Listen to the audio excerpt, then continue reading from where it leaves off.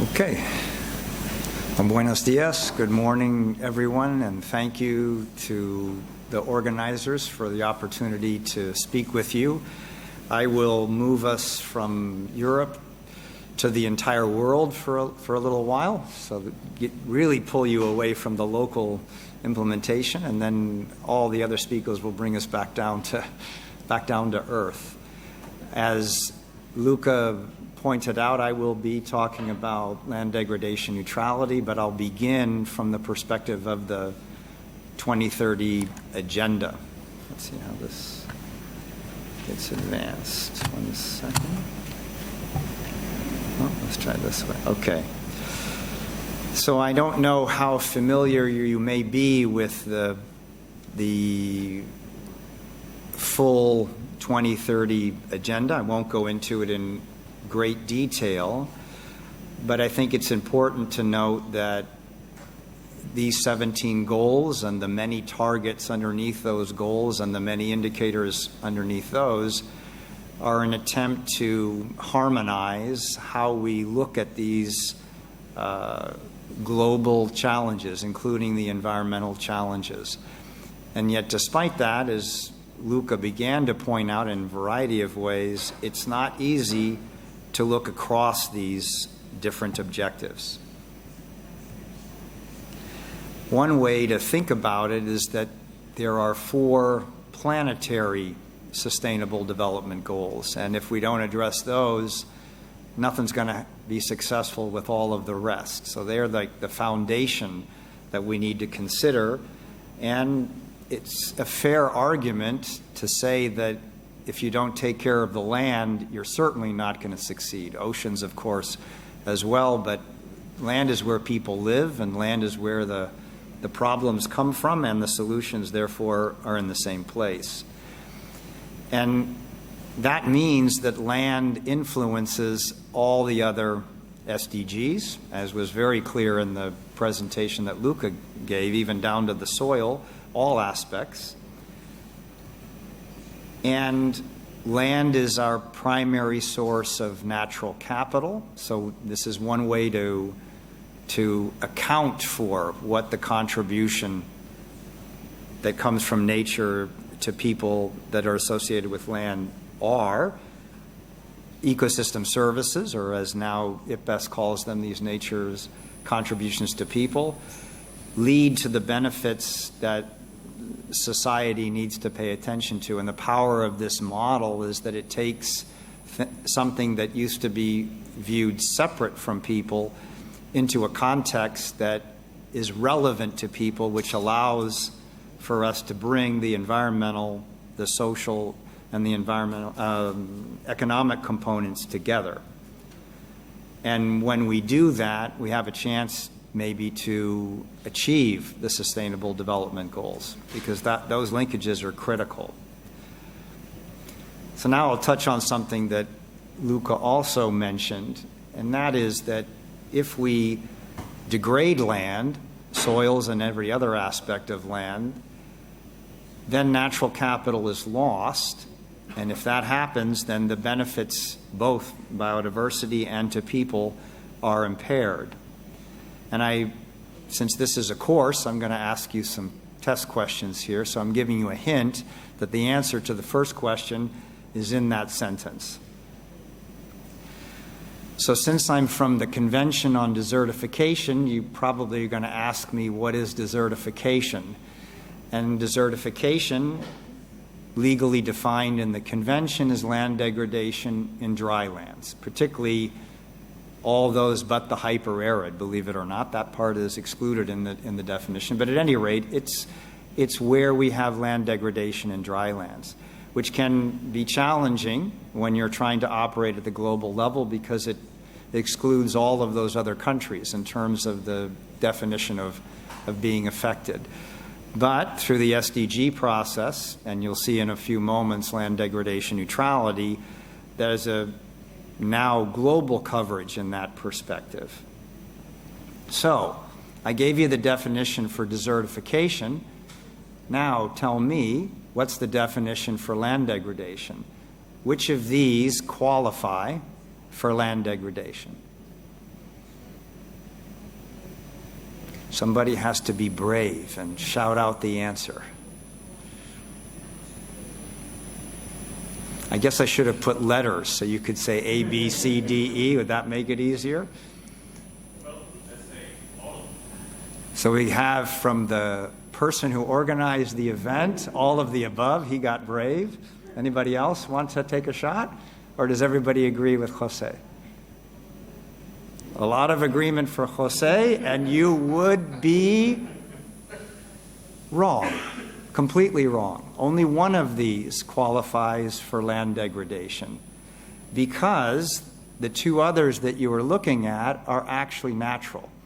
They're part of deserts are ecosystems, the same as forests are ecosystems unless we change them. So if we take a look, even from UNCCD imagery, we will discover that many images are used to depict land degradation and desertification, which are actually natural processes and have nothing to do with human impact on those lands.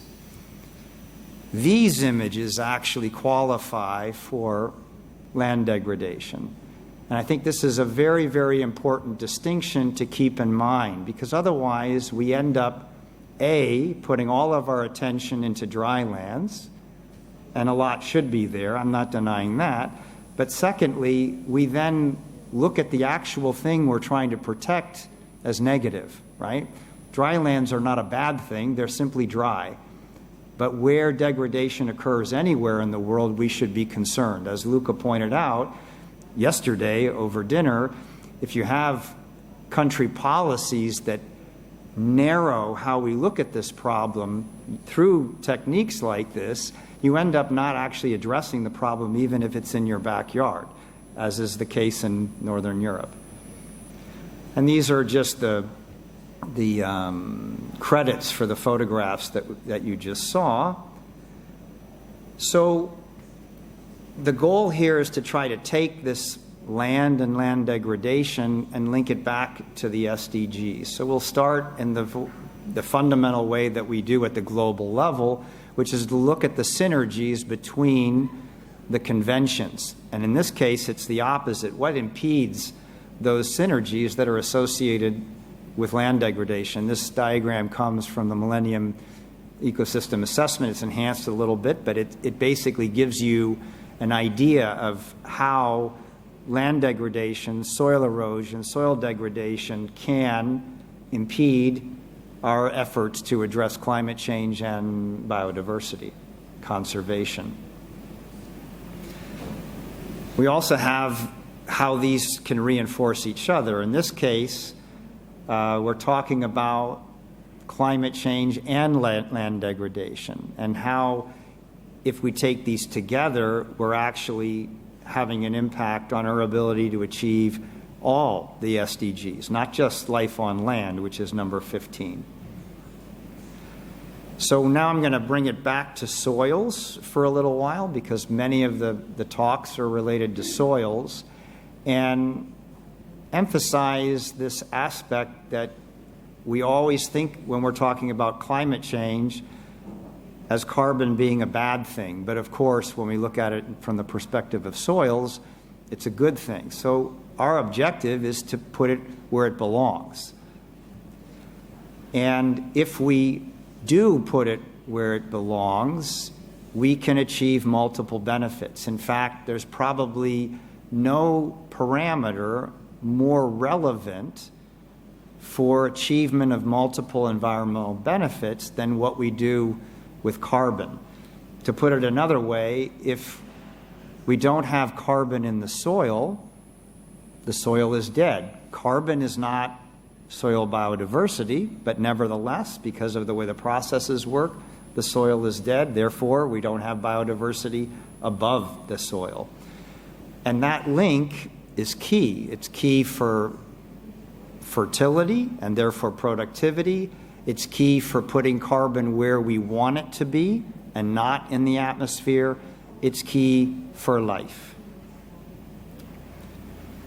So can we actually also link this to water? And of course, many of you are soil scientists in the room, so this is 101, what I'm going to touch on here, but it's not 101 in the policy environment, so I'm going to still emphasize it in this discussion. We talked about water and carbon, but I'm going to jump all the way to drought, and again, for those of you in the policy environment, you're aware that anything that moves very slowly, like land degradation typically does, or invasive species spread, etc., is very difficult to get policymaker attention because it's very difficult to get public attention that then influences those policy decisions.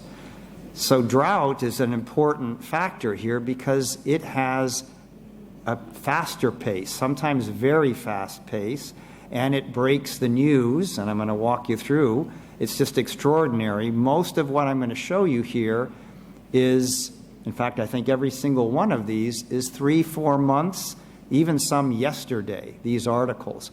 All over the world, catastrophic impacts from drought. And I'm just going to walk you through so you can get a feel. It's extraordinary how powerful this is in the news in literally every corner of the world. And if I added last year, it would be literally almost every country in the world. It's incredible how influential this has been in the media context.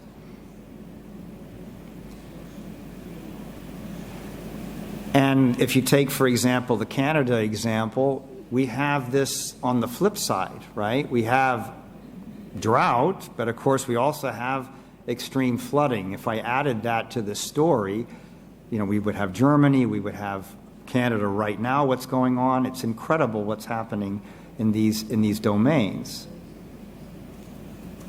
Even Pacific Islands that we think of from a climate change perspective, and of course drought is influenced by climate change, but you don't normally see them in the news for anything other than the fact that they're going underwater, but they're in the news for drought. Even Spain. I actually had 3 or 4 from Spain from different perspectives. So let's go back to the question at hand, your second test question. Can water become scarce even when rainfall levels are stable? Imagine no change in your precipitation graphs, either in variability or intensity or frequency for 4 or 5 years. Can you have water scarcity in that country? I got a few yeses. Do I have any no's? Believe it or not, most people say no, because drought in their minds is meteorological. But of course the answer is yes. And the reason that the answer is yes is that human decisions about water use and about land use directly influence the security or scarcity of water. The needle, which is the black line in the middle, moves based on the decisions that we make. Which is why in the expert community surrounding drought, we have all of these categories of drought, which is very good because in each one of them, we have a very, very rich scientific understanding. And it's bad because it silos the very thing we're trying to address. It ends up becoming some of what that challenge was Luca showed, of many different policies addressing different dimensions.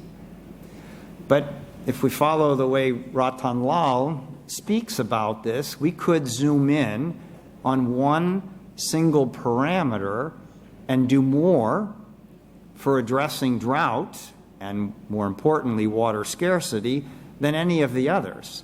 And that would be looking at water productivity, or as he puts it, more crop per drop. And again, the simple expression is really key to moving policymakers in the right direction. It's very easy to understand more crop per drop. It's very difficult to understand water productivity. But what this means, and what is important from the policy side, is that, one second here, is that anything that reduces the water holding capacity of the soil, and degradation is key in there, and anything that consumes more soil moisture than it should, like thirsty crops, can exacerbate the effects of drought. And if we then bring that back to the original discussion about the pivotal role of soil carbon, we recognize that what is driving primarily that water productivity is soil organic matter, which of course can be tied to soil carbon. So, carbon stored as soil organic matter builds healthy soil and sustains humanity. It's simplifying things, but as Luca pointed out, if we measure everything, A, we can't get agreement, and B, we can't make progress. At certain moments, having the proxy to get us in the game is key, even if we eventually then establish something more rigorous down the road. And also what's important is we have the solutions. We have no issue whatsoever about solving the problem. We know exactly what we need to do in a local situation to address how to remediate the conditions on the ground, to basically, in this case, build soil organic carbon. The solutions are out there, the databases are out there, the possibility of addressing it is out there. But there's more to the story, because even though that's true, what I just said, we still aren't addressing the problem. We're nowhere near at the level of addressing the problem relative to how well we know how to do it. And part of that is actually the nature of these objectives. Synergies are good, but the reality is every single one of these SDGs competes for land. And if they compete for land, as Luca pointed out, he showed several examples, if they compete for land, then if we're not optimizing what we do where, we lose. We cannot achieve these SDGs. Now, this study was done in 2017. It doesn't have all the indicators in it because they were not all available at that stage, but it's extraordinary if you look at this study, which looks at the synergies and trade-offs among the SDGs, that it becomes very obvious that we have synergies and trade-offs when it comes to land. And if you look at the goals, if you know them a little bit, it becomes also very obvious what pairs of SDGs are highly synergistic. But as Luca also pointed out, it's the other side of the equation, the elephant in the room, that really is driving this entire thing. The days of the images of the pastoralist with too many goats and the violin playing in the background are long gone. Local degradation is not driving the world's challenges of land. It's what we had for breakfast that's driving all of it now. Because that cup of coffee very likely influenced land somewhere else in the world. Was it done well or not? That's the key to this process. So we know that there are synergies and trade-offs, but look at the level of complexity. This is just looking at the perspective of the linkages between SDG 15 and the other SDGs. It seems impossible for us to take this on. With 17 goals, we have so many choices of what we should do on the ground. And even in countries where it's legislated to look at this in an integrated way, we know the reality. Conservation planning, municipal planning, agricultural planning very rarely occur simultaneously. Very rarely. And generally speaking, in a conservation planning environment, economic development is a variable. And the opposite is true in municipal planning. Biodiversity is a variable. Land cover is a variable. So we've got very different worlds trying to be solving the problem, but ending up in an exclusion type approach, right? Look at the communications that are coming out related to the post-2020 biodiversity framework. A lot of it has to do with protected areas and corridors. Very little of it is focused on where. And that's really, really important in this story. There are two other spanners in the work that we have to take into consideration here. The first one, as you may know, if you read the article in, 2015 or so, stationarity is dead. And the second one is that the world is not only globalized, but also telecoupled.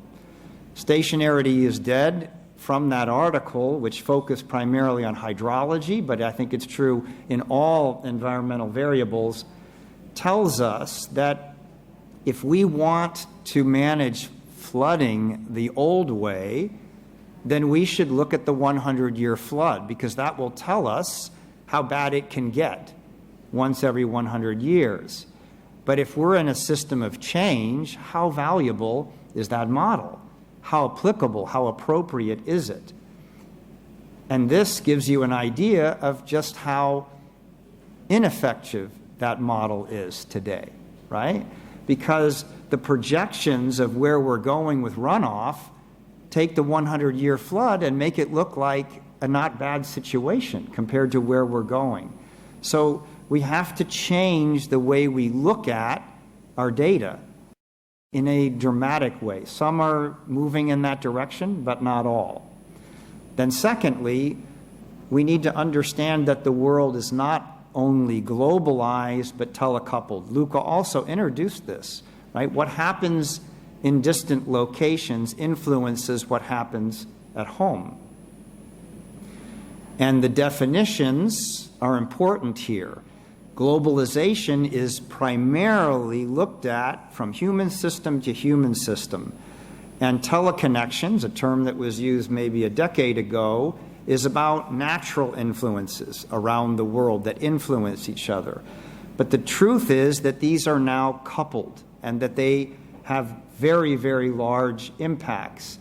And there are many different categories of this, but the one that Luca talked about and that I will emphasize is this aspect of consumption, unsustainable consumption. And you might be thinking, okay, is it really relevant here? We're talking about soils. But I'll give you another question since we're, again, at the university context here. Anybody know the answer to this? Why are they holding baguettes in Tunisia after the merchant died, killed himself, that started the Arab Spring? You might remember it had to do with regulatory process issues and not being able to sell his product, whatever. And yet, in the actual protests, baguettes were everywhere. Everywhere. Why? And what does that have to do with China?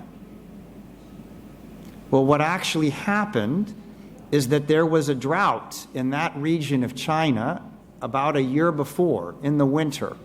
And of course, China, needing to feed its people, looked ahead, bought futures for wheat, and then there was another drought-type occurrence in Canada particularly, which put an additional pressure on world market for wheat. And guess what the biggest net importer of wheat is in the world? The Middle East, North Africa, right? So you had prices that were going up at the same time that all of this other turmoil was taking place. I'm not arguing that it caused it, but it was catalytic. It has very, very big influence at that time. That is telecoupling illustrated very, very clear. And this also is pointed out by Luca. We're blind to this, even in how we measure what we're doing. most countries, developed countries in the world, pat themselves on the back because they use the domestic material consumption indicator to determine whether or not they are doing well between their consumption patterns and degradation inside that country. You can take a look at this. The DMC is the red line, and you'll see that it's below the blue line, which is gross domestic product, in many parts of the world in this analysis. But if you actually then add the consumption that is taking resources from other parts of the world, you end up with the green line, and it's almost always above GDP, right? It's very easy to hide behind your internal practices if you're not paying attention to your influence on other countries. And the most famous example of this is virtual water. And when people first start thinking about it, they think of their Perrier and the fact that it came from wherever it came from, right? But what they don't think about is that the tomatoes that they purchased came from somewhere else, and the water that was used to grow those tomatoes was therefore imported along with the tomato, right? The influence, not just the moisture content of the tomato, but the entire life cycle of that plant. Again, Luca got ahead of me on this, but can we therefore say that there's something called virtual land? And to put it in a different, it's the same concept he described, but to put it in different words, can we talk about exporting our land degradation? And the answer is, of course, yes. Our consumption is eating land all over the world. I used to say a few years ago that somebody with my accent could send a tweet and 12 million hectares could be converted overnight due to commodity speculation in order to respond to what was going to happen to the futures of that particular commodity. It happened a lot. It's accelerating, even though IPBES and the IPCC have demonstrated that we've already transformed over 70% of the Earth's terrestrial ice-free ecosystems for human use. The rate of transformation is actually growing on the last 30%. It's an extraordinary situation. So I won't go into the detail here, but if you zoom into the last bullet, it's what Luca mentioned, right? The EU is consuming 50% of what is being consumed is taken from land outside of the EU. Japan, it's even larger percentage. And this diagram gives you a sense of what that looks like country by country. Again, if you zoom in on Japan, it's entirely this maroon color. Europe, it's mostly the maroon color. And you can look at it, this is a snapshot in time. That's really important to say here. But you can see that these flows are clearly influencing land all over the world. So we have problems. How do we move towards solutions at the global level? And a lot of the discussion has to do with decoupling natural resource use from the impacts of economic growth. But the problem is, most of what we do environmentally, we map. Most of what we do in terms of trade, we look at in spreadsheets. How do we link that to the ground? That's the key.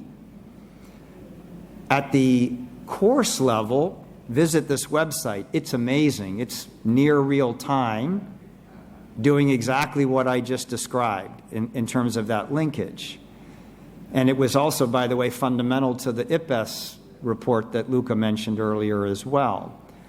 This kind of work is now actually being built into blockchain technology, which is used for supply chain management.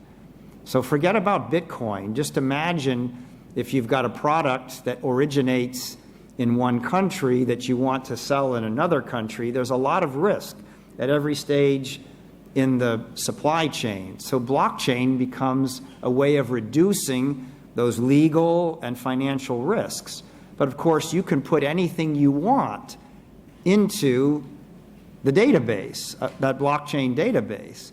And that could include all of your sustainability information. The certification standardization that Luca mentioned is possible now. And there are grocery chains, the biggest one in the Netherlands, one of the most important in Switzerland, a number of them. If you scan the barcode, you can get a map of the entire value chain, and you can look at the sustainability at every node, right? That's putting information in the hands of the consumer, which then can influence the policymaker, right? If the information isn't there, it's just a story. It's not going to change anything. On the other side of the equation, we have to navigate the trade-offs that we talked about before. So I'm coming back around to this planning concept. And land degradation neutrality, which Luca briefly introduced, is fundamental to this because it changes our perspective entirely on how we look at land degradation. Instead of fixing the problem where we see it, which is what we did all the way up until 2015, 2017 or so, without keeping up with the problem, meaning protect this because it's not degraded yet. Turn to sustainable practices where we're pursuing agriculture, etc., and reverse the degradation on already degraded land. That has been the model, right? But we're not keeping up with the problem. Well, what if we say, let's look at this holistically, and let's ensure that we don't get worse than today. Today was basically 2015, 2020, that window. Let's not get worse in net terms than we are today for any given land type, any ecosystem type. If we could do that, we could stop the leak and then move to what we're hearing today in the discussions, net nature positive or nature positive goals, which is what the post-2020 at least endeavored, they may not pull it off, to incorporate so that by 2030 we're not worse than we were, and by 2050 we're doing better than we were. If we do this and we focus, if you do any kind of no net loss approach, you have to determine what you want to maintain. In this case, it's land-based natural capital and the ecosystem services that come from it. All of them. Therefore, if you keep land in balance, you ought to be able to keep food, energy, climate change mitigation on land, etc., all of these things in balance as well. It means offering the opportunity for multiple benefits, and it explores and enhances the synergies between the conventions. Almost all the focus on the SDGs has been about monitoring, and almost all of that has been punitive. In other words, to determine whether or not somebody's doing a good job. But as Luca pointed out, that gets us nowhere. You have to turn monitoring into learning. You have to turn it into something that actually helps you change your course so you can get it right, etc. You have to switch entirely the mindset on this. And you have to recognize that by the time you monitor, if people are converting land, you're way too late, right? The conversion's taken place. You're not going to fix that. So you've got to get in the planning space and look at our investment in the last 30, 40 years in the environment. It's almost entirely about management. If you go to any planning conference, they've never heard of what we talk about in management at all. There's no insight. If you go to any I went to the Society for Ecological Restoration conference, 500 people in the room before the pandemic. I asked them how many people were policymakers. A third raised their hand. How many people were scientists? A third raised their hand. How many were practitioners? A third raised their hand. How many were planners? One individual in the entire room raised their hand. One. We are not in this space anywhere near as much as we need to be. And not only that, we're not recognizing that our assessments should be focused not on what went wrong, but on what the potential is to get it right. Because if we actually were providing information to the planning process that could lead to better decisions about what we do where, we can impact all of the story that I just told. And if we don't do that, we will impact only a small percentage of the story. I just give some credit to the work that was done by UNEP's International Resource Panel on this concept of land potential and to try to illustrate what it might look like on the ground.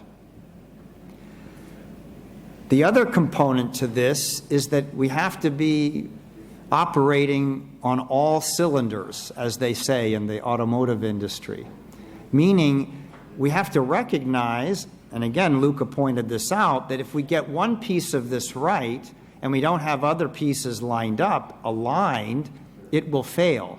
The classic example, if we were in a land governance conference, is the majority of the people in the room would argue that good land stewardship is correlated with land tenure security. And they would be wrong. The research shows no such correlation. But if you dig deeper, as was done in this report, you will realize that it's tied to the full enabling environment. In other words, if you grant land tenure security in a country that did not provide it, without looking at the influences of economic forces, which lead to things like land grabbing, that kind of thing, a farming family is much more likely to sell their land the moment that they can because it offers a greater opportunity for their children than to try to farm it in a society that's putting subsidies only to help large farms, nothing to help the small farm. They're not stupid.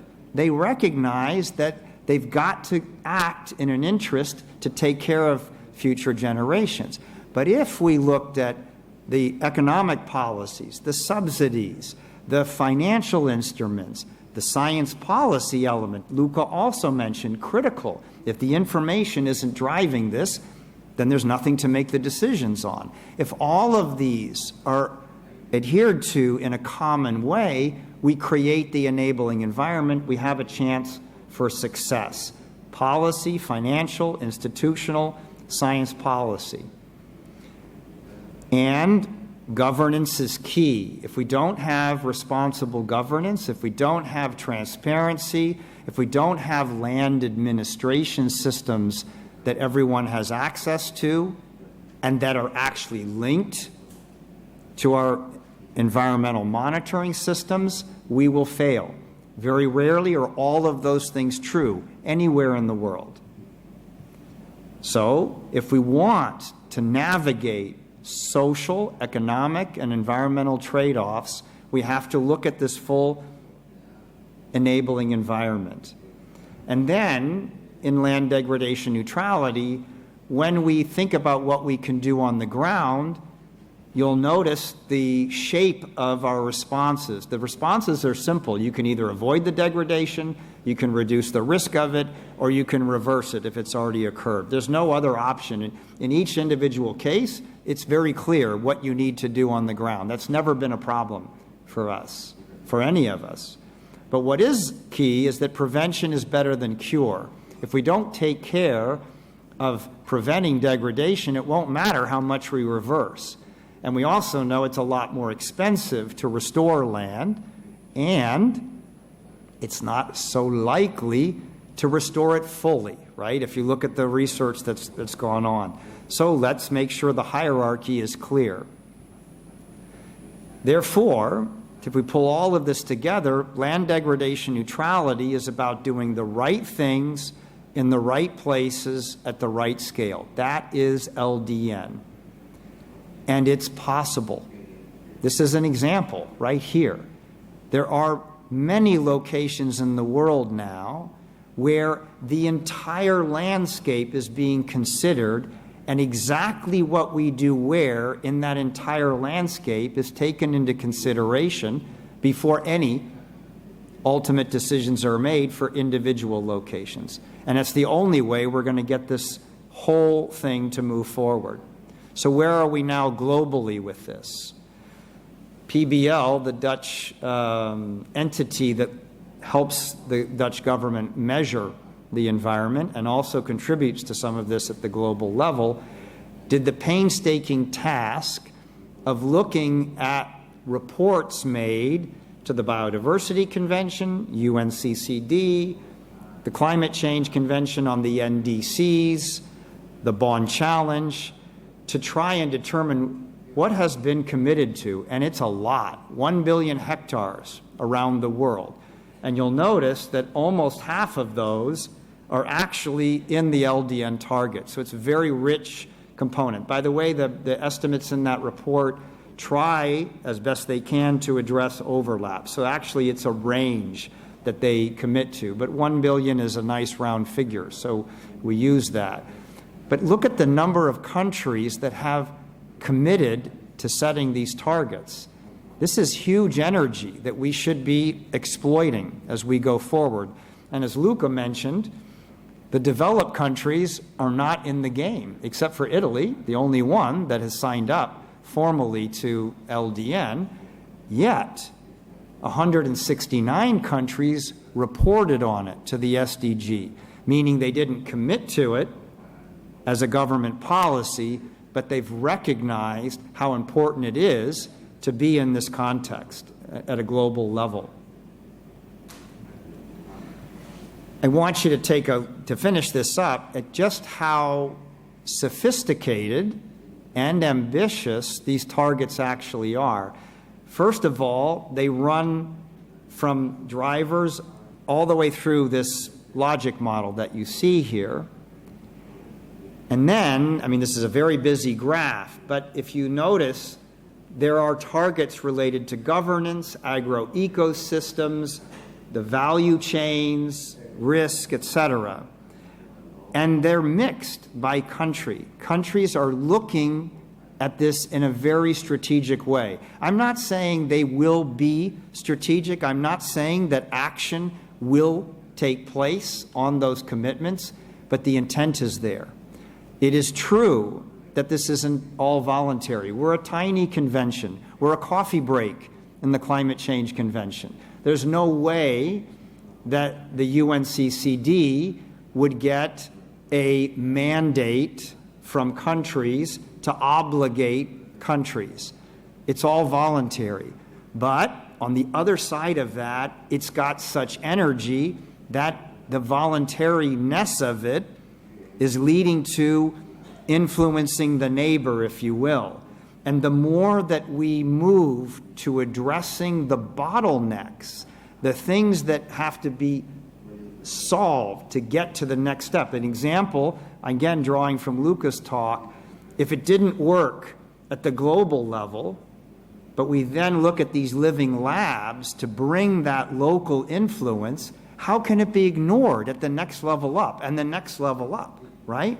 We have to be nimble, all of us in the room, to recognize that we have to be part of moving this agenda. We can't simply say, they're doing a bad job. That's an easy thing to say. And you would be right. You can argue that very easily, but that doesn't solve the problem. Recognizing that inside these targets are your research sites, are your opportunities to contribute, that is where we can all work together and make something happen. This can go from the middle of an urban center all the way out to the wildlands in an integrated way, and in any landscape, we have solutions for every element of that landscape, if done in an integrated way, could help us achieve all the SDGs. Thank you.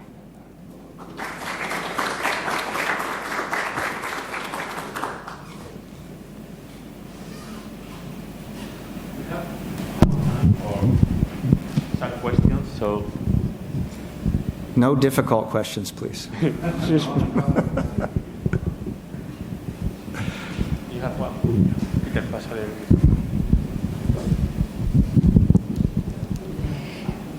When we talk about land degradation, I miss the inclusion of tourism in the presentations because, for example, Spain has more tourists than the whole African continent.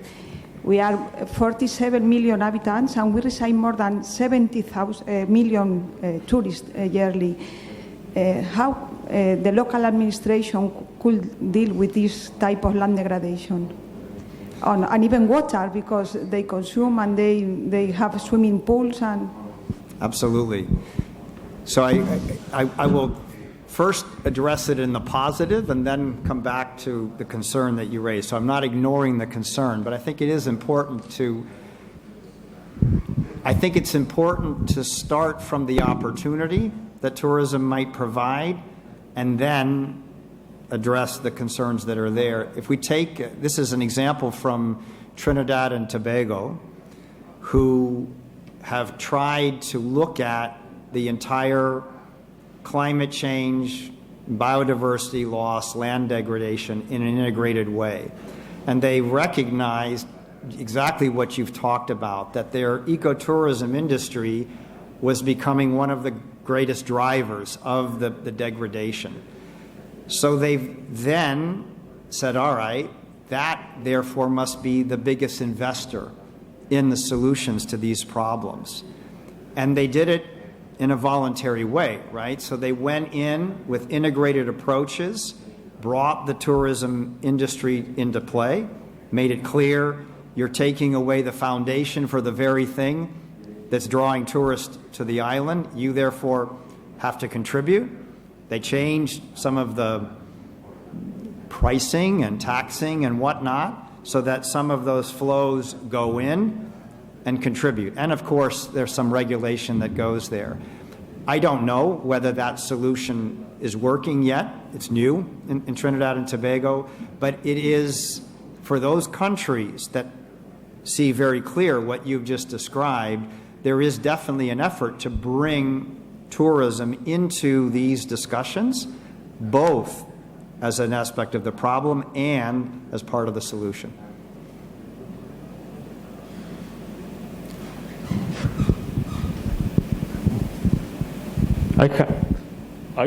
I would like to know your opinion why among the developed countries, only Italy is the one that set its targets.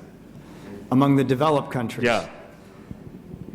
Well, the opinions that are voiced by those countries, when you have sort of the private conversation, range from the debates between the ministries, how to get something through the legislative process, etc. I don't buy any of them. They faced all of this in Italy, and they, step by step, went through this. I think part of this, I mean, Victor should answer this, maybe it would be safer for me, but I think part of this is the legacy of the convention itself.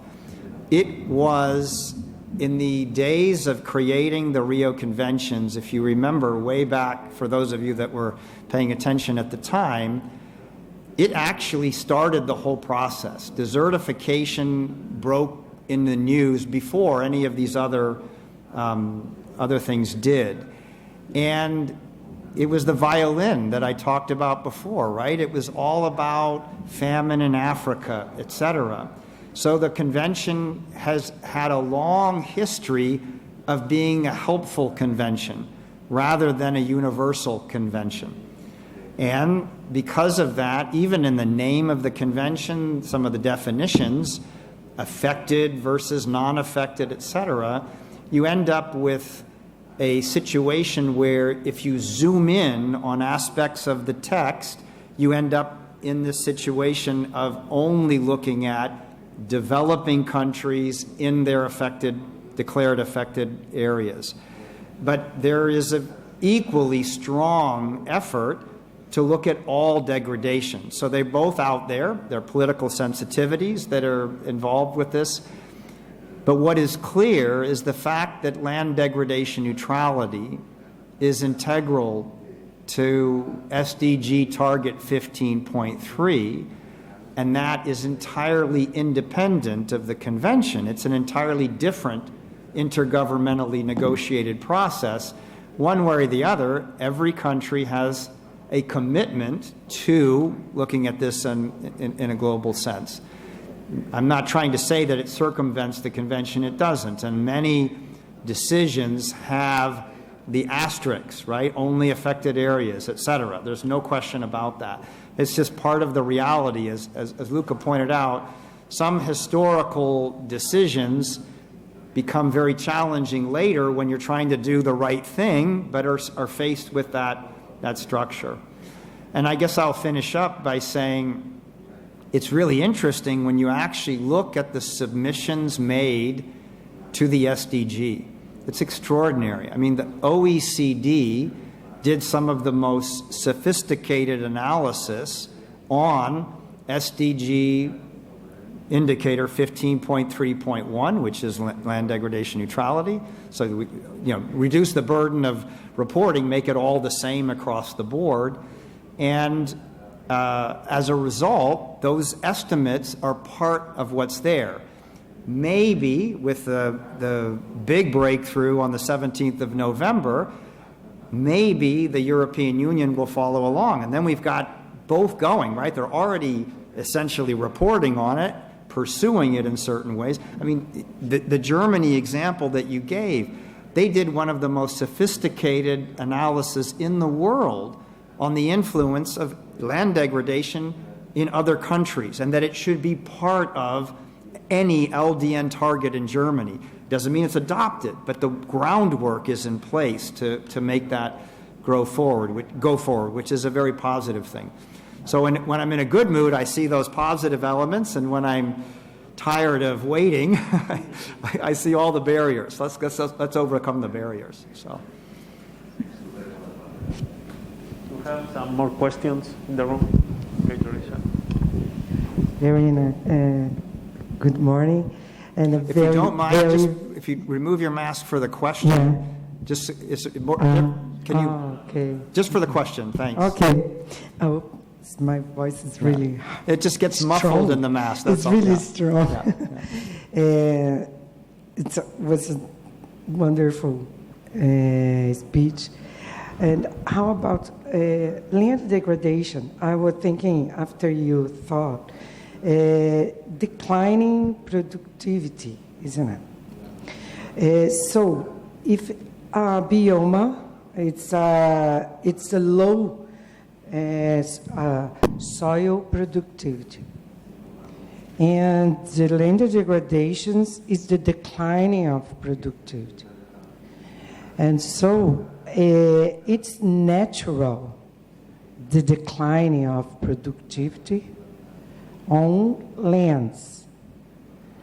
What do you think about the reduce the primary productions to avoid declining productivity?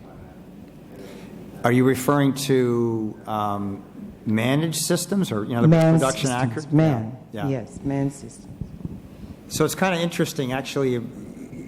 Some people in your country of Brazil actually got my attention to this. One of the values of the LDN approach is that, which is different from setting a global numeric target to say no net loss. One of the advantages of it is that it's always relevant to the country. A numeric target can be very risky, right? Like if you put a numeric target on a country like Haiti that's already had everything degraded, it becomes impossible to achieve that numeric target. But if you say, don't get worse than where you are, try to get better, then there's a starting point to go from. So that's one aspect of it. What I learned from some of your colleagues is that even though Brazil gets the attention for conversion, for commodity, et cetera, that kind of thing, the actual land that has been converted has embraced, in many places, very strong, sustainable land management practices. And of course, they have the wherewithal, the money, et cetera, to do that. The smaller holders, the smaller farms, are in much more difficult position because, again, the policies, the subsidies don't line up well for them. So it makes it very challenging. And then I guess to finish up, while I agree with you that no matter what you do, you have this trend down, there's no question in the research when we look, I'm going to be cautious about my terms because if we get into definitions, you may challenge me, but if we look at these regenerative approaches, these agroecological approaches, where there is scientific data, putting biology back in the soils can make a huge difference. Let's put it that way, right? Or another way to put it, even some soils in North America that we thought we could maintain forever because of loess and glacier deposits and whatnot, we're finding evidence for the injection of chemical fertilizers, exhaustion in those soils, right? But if you look at the examples of farmers who saw where this was going for their children and made the decision to shift to a regenerative approach and to try to wean themselves from those chemical fertilizers, they're turning it around. Yes, there's a startup cost, 4 years, 5 years, whatever it is. But I'll finish it with this. Why is it that the 675 million farming families in the world are not looked at as startups? Why are we not looking at them and saying, if we give you 4 years worth of startup costs to move from this dependence to this more sustainable approach, then you break even during that period and you can why are we not thinking that way? Nobody talks about farming families as startups. Why not? That would be an army of 675 million families helping us turn this entire problem around. That's what I would like to see happen. Thanks so much. Thanks so. Well, very quick.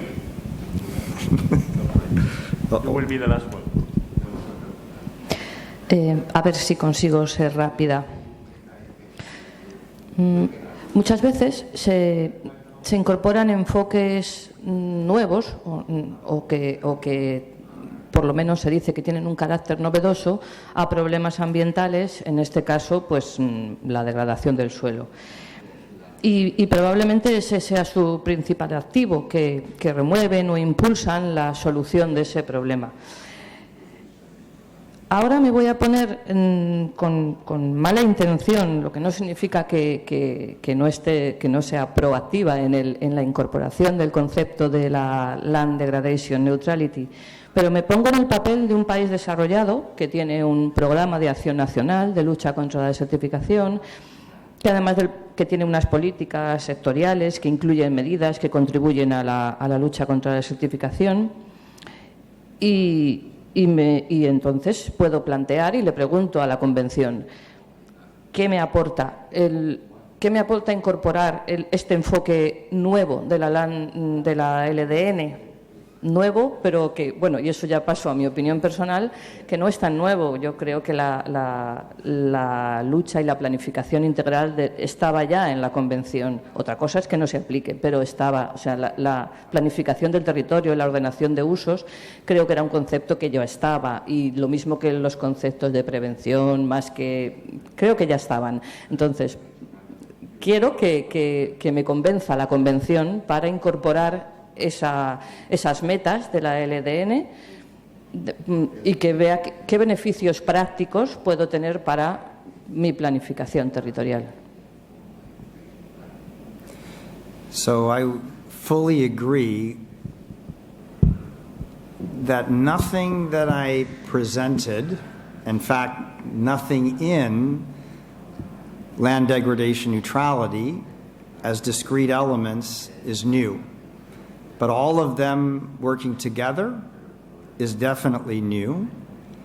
And there's no question that our efforts to conserve land here, sustainably manage it here, reverse degradation there, without thinking holistically for the entire country, or at least region by region, has never been done before.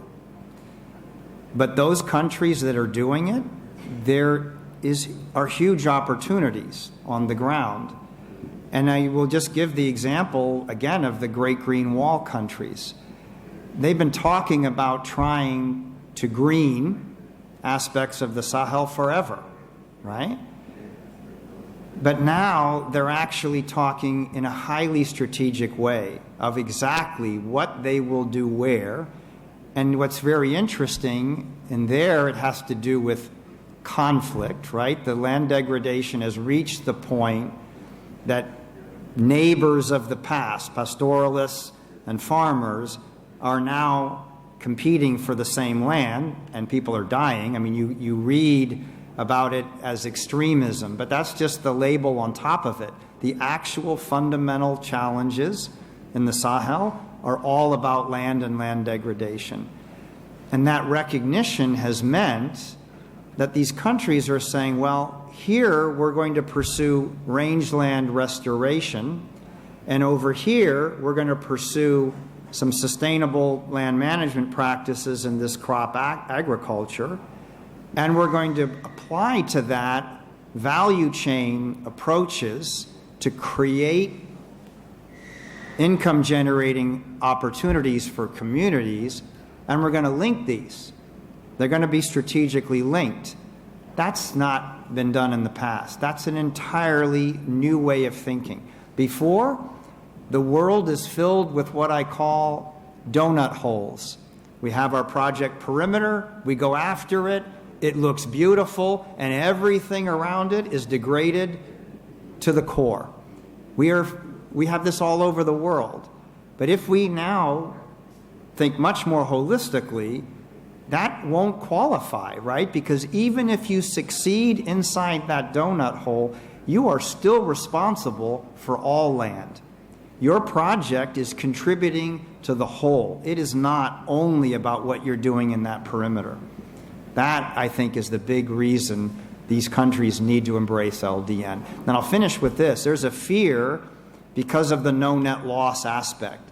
Because in carbon trading and biodiversity offset trading, we end up very localized in the approach.